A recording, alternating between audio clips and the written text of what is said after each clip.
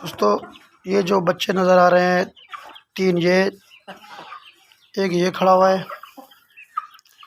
ये इस वाली मुर्गी ने दिए हैं।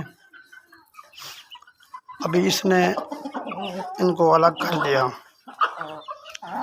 अब दोबारा ये अंडे देने वाली है, फिर इसको हम बिठाएंगे, फिर ये बच्चे देगी।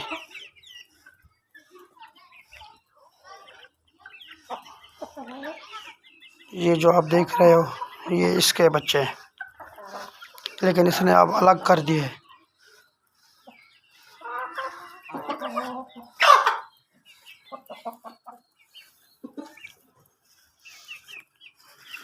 ये नर है,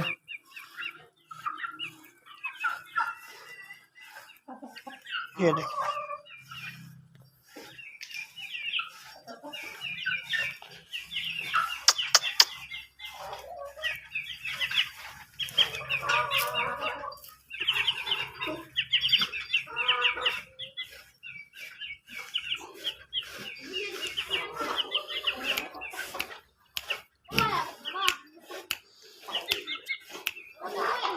तो ये असील है।